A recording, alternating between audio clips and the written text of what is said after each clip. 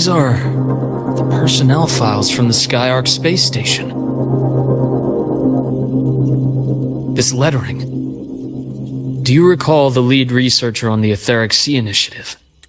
The one we saw in the hologram during our first visit? Professor Junchi. Yes. During his lecture, he mentioned a scholar who had just joined the project, Wei Ying, but his introduction was cut short. I've found that scholar's record in the system, and her name. The letters of this name are a perfect match with those engraved on that pen. Are you saying that scholar is the Grand Architect? According to these records, the Etheric Sea Initiative was stalled due to a lack of funding until she joined. Then, it was pushed back on track. Her involvement influenced the CSC's decision on this project. But everything else about her birthplace, employment history, or academic background is missing. Sounds like another identity borrowed by the Grand Architect. Indeed. It seems we've just traced this thousand-faced individual back to an even earlier point in Solaris' history. These records also show Wei Ying took great interest in the CSC and Etheric Sea Initiative during that period.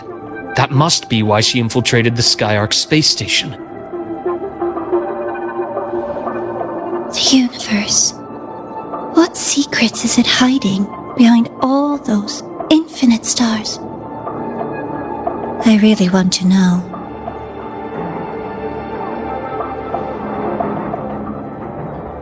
And about that footage, no need to explain. The fewer people who know about your secret, the better. It just occurred to me that this wasn't a coincidence. If her goal in the past involved you, then it's something to keep in mind on your journey ahead.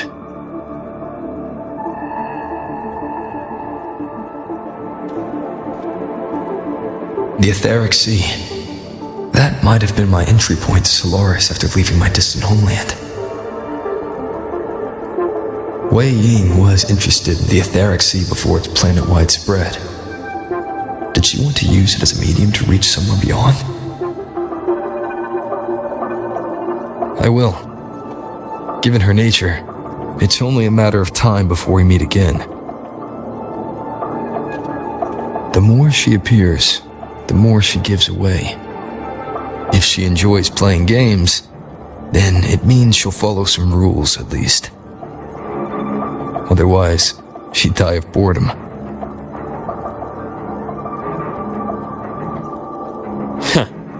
Exactly. And as I've said before, sometimes style, personal taste, and ambition can be more revealing than intended. The Fraxidus has more than one base in Solaris, and I'm far from the only one with a grudge or an interest in their activities. Until now, the Grand Architect has been like a reflection in water. She never appears as her own person, only by the faces of the already dead. But now, her fascination with what lies beyond all those infinite stars is a thread we can pull. We can start identifying which schemes bear her signature. And the Court of Savante, since our Grand Architect has taken interest in them before, a trip to Mengzhou may be worth a visit.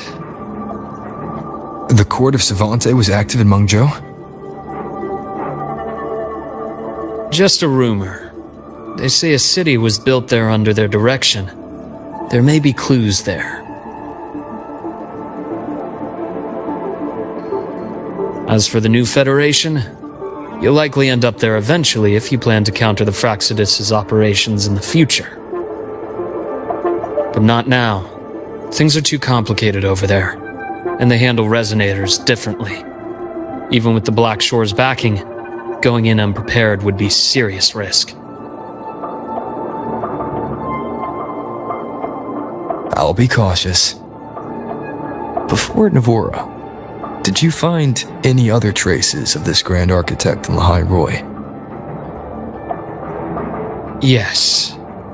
There is this one thing, but it's only speculation. About how aemeath disappeared. From what you told me, she died from overclocking trying to stop the Thernotian over a decade ago. After that incident, the Academy detected cracks on the Thernotian seal in the depths of Bjartar Woods. The damage seemed intentional. You mean? I believe it was the Grand Architect who damaged the seal, and that led to aemeath's death.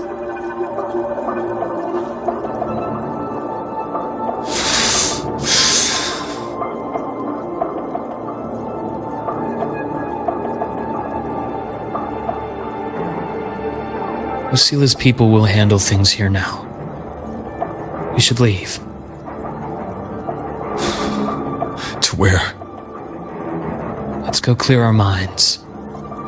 You shouldn't sit with this alone.